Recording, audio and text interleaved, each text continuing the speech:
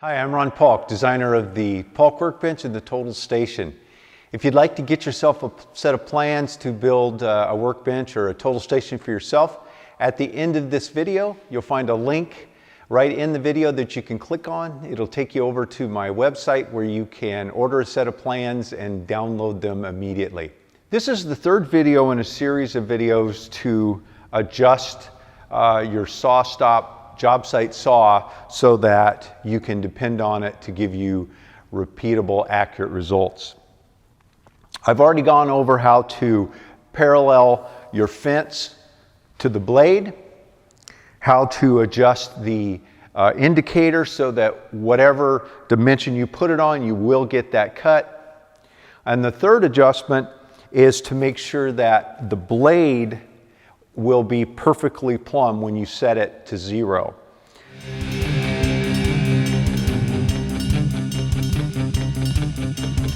The tools that you'll need to do this accurately is a square. Now you don't want to use just a simple framing square. You want to use like a machinist square so that you know that it itself is made perfectly, because if it's not right, then you're going to be adjusting your saw so that it's not calibrated correctly.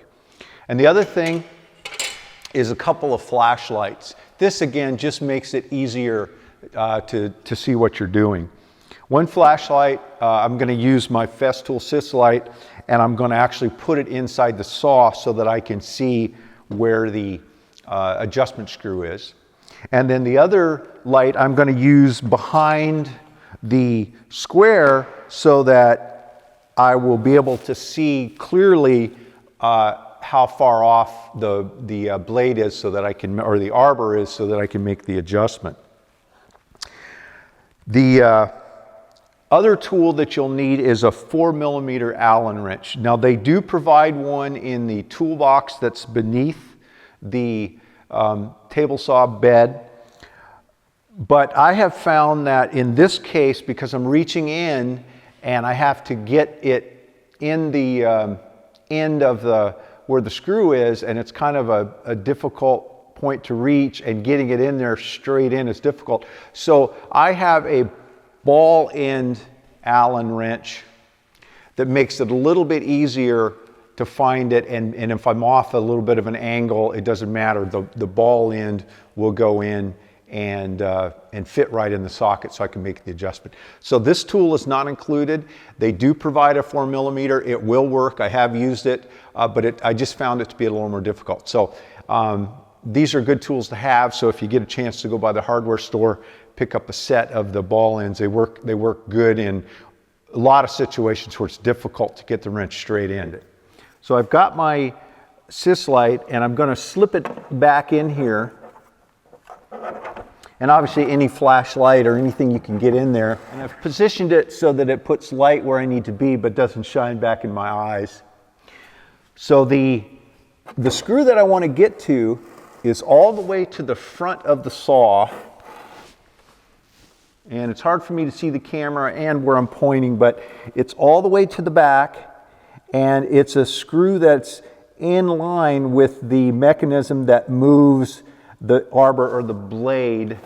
The movement of the screw will be, if I go clockwise, I'll move the top of the blade toward the arbor. So that's in that direction.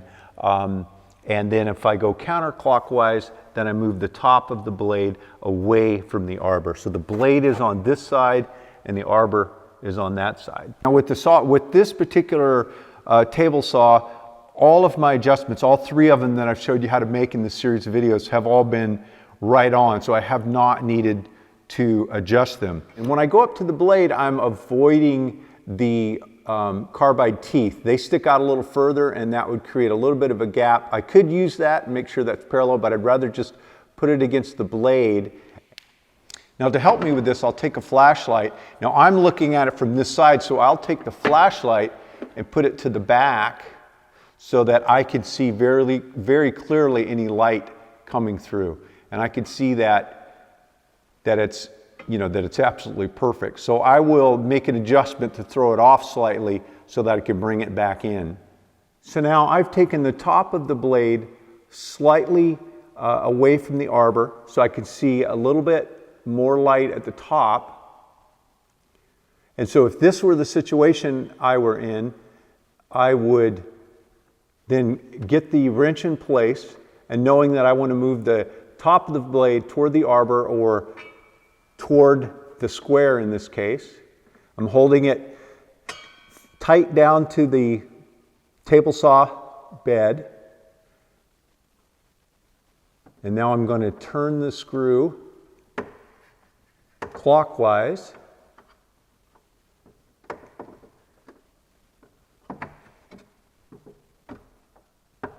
And this is where the socket or ball end Allen wrench really helps, because it would be difficult for me to have it in place and hold it there as I turn it.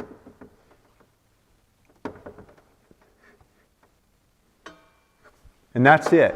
So there's no locking nut or anything else I need to do. Just a 4mm Allen wrench and moving it in the direction I need to go. I think you'll find with most table saws, it's not going to be far that you have to move it. I've shown you how to do it with the SawStop. And of course you can look in your manual for the table saw you have.